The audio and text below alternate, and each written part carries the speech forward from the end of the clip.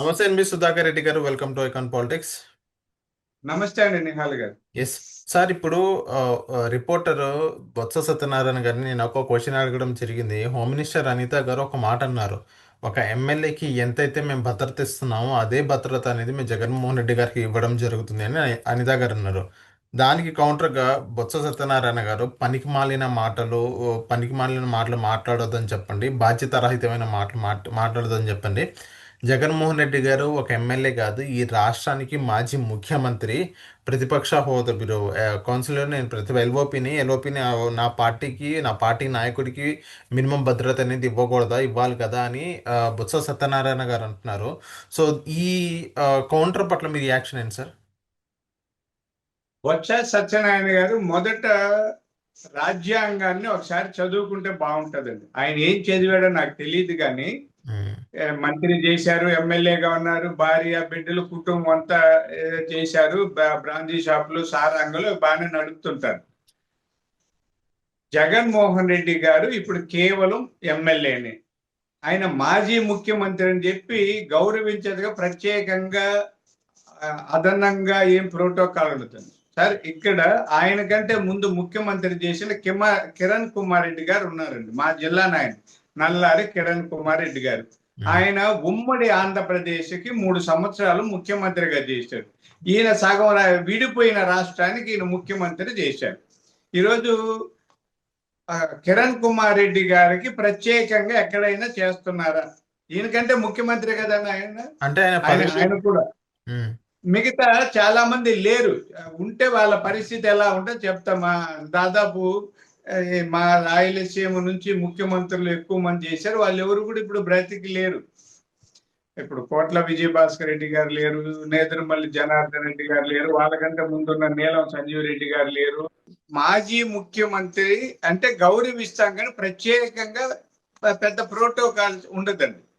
చంద్రబాబు నాయుడు గారు ప్రతిపక్షంలో ఉన్నప్పుడు ఆయనకి కేబినెట్ హోదా కలిగిన ప్రతిపక్ష నాయకుని హోదా ఉంది. ఎందుకంటే ప్రతిపక్ష నాయకుడిగా ఉండాలంటే గెలిచిన అంటే అసెంబ్లీలో కానీ లేదా పార్లమెంట్ లో ఉన్న సభ్యుల్లో 10% మంది ఉండాలి. మనకు 175 మంది కంటే మినిమం 18 మంది ఉండాలి. అప్పుడు 23 మంది గెలిచాం, ఒకరిద్దరు పోయినా 21 మంది ఉన్నారు. కాబట్టి చంద్రబాబు నాయుడు గారికి ప్రత్యేకంగా ఒక హోదా ఉంది. అంటే కేబినెట్ హోదా. అది కేబినెట్ మంత్రికి ఎలాంటి హోదా ఉంటుందో చంద్రబాబు నాయుడు గారికి కూడా అలాంటి హోదా ఉంది. కాబట్టి ఆయనకి ఆ రోజుల్లో ప్రత్యేకమైన అవకాశాలు, ప్రోటోకాల్ కల్పించక తప్పదు. అంటే జగన్మోహన్ రెడ్డి గారికి అట్లాంటి హోదాలు ఏమీ లేవు. ఈరోజు నల్లారి కిరణ్ కుమార్ రెడ్డి ఎంతో జగన్మోహన్ రెడ్డి గారు కూడా అంతే అండి. ఆయనకి ఎలా ఉంటది, ఆయన మనం అప్పుడప్పుడు తిరుపతి వస్తే ఎవరు ఉంటారు, చిన్న ప్రోటోకాల్ ఉంటుంది. ఈయన ఎమ్మెల్యేకి ఎలా ఉందో ఎమ్మెల్యే లాగానే చూస్తాం. అంతేగాని ప్రత్యేక మాజీ ముఖ్యమంత్రి, మాజీ ప్రధానమంత్రి, మాజీ రాష్ట్రపతి ఇట్లాంటివి ఉండదు. ఇప్పుడు వెంకయ్య నాయుడు గారు ఉన్నారండి, అది మాజీ ఉపరాష్ట్రపతి. ఆయన మన రాష్ట్రమే, నెల్లూరు జిల్లా. ఆయన కూడా తిరుపతి వస్తుంటారు. అంటే ఉపరాష్ట్రపతి కంటే ముఖ్యమంత్రి గొప్ప. ఆయనకు కూడా అంతే లిమిటెడ్ గా ఉంటదండి, ఎవరో వస్తారు పోతారు. అంతేగాని బొత్స సత్యనారాయణ గారికి రాజ్యాంగం పట్ల, రాజకీయాల పట్ల సరైన పరిజ్ఞానం లేదనే దాని అర్థం అవుతుంది. అంటే సార్ కానీ సార్, ఒక ప్రత్యేకంగా మాజీ ముఖ్యమంత్రి వస్తున్నప్పుడు అంటే తండోపతండాలుగా జనాలు వస్తారు కదా సార్. అప్పుడైనా మినిమం ఒక ప్రోటోకాల్ ప్రకారంగా అయినా కానీ పోలీసులు ఇవ్వాలి, ఒక సెక్యూరిటీని భద్రత పెంచాలని వీళ్ళందరూ అంటున్నారు. ఇప్పుడు మాజీ ముఖ్యమంత్రి ఎవరైనా, ఇది ఇందాక మీకు చెప్పాను, జనాల్ని పోగేసుకొచ్చారు అంటే అనుమతి తీసుకొని రావాలండి. మాజీ ముఖ్యమంత్రి కానీ మాజీ రాష్ట్రపతి కానీ, అసలు రాష్ట్రపతి ఇప్పుడున్న ప్రధానమంత్రి, రాష్ట్రపతి, ముఖ్యమంత్రి కూడా ఒక ప్రాంతానికి వెళ్ళేటప్పుడు పోలీసులకి ఇన్ఫార్మ్ చేయాలి ముందుగా. ఇంతమంది వస్తున్నారు, పలానా చోట సమావేశం జరుగుతుంది, దానికి తగిన బందోబస్తు కల్పించండి అని. ముఖ్యమంత్రి అయినా ఈరోజు చంద్రబాబు నాయుడు గారు మా తిరుపతి వస్తారంటే ఆయన కార్యక్రమాన్నంతా వివరాలు అందించి ఎస్పీకి, కలెక్టర్కి చెప్పి భద్రత తీసుకుంటారు. జగన్మోహన్ రెడ్డి గారికి మొన్న వచ్చినప్పుడు కూడా 100 మందికి పర్మిషన్ ఇచ్చారు కలవమంటే, అతను వేలాది మందిని తీసుకొచ్చేస్తే ఎట్లండి? వేలాది మందిని తీసుకురమ్మని ఆయనకి ఎవరైనా అనుమతి ఇచ్చారా? పోనీ ఆయన అనుమతి కోరారా? ఇవన్నీ కుట్రలండి. కుట్రలు, కిరాతకాలు చేసేవాడు చేసేసి నాకు అవకాశాలు ఇవ్వలేదనేది తప్పు.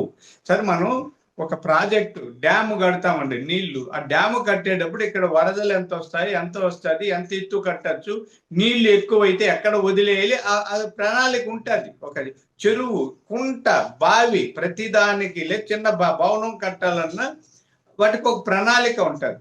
అలాంటిది లీడర్ వస్తానంటే అంతమంది ఎందుకు రావాలి, ఎప్పుడు వస్తారు, ఎందుకు రావాలి అనేది ముందు చెప్పి పర్మిషన్ తీసుకోవాలి.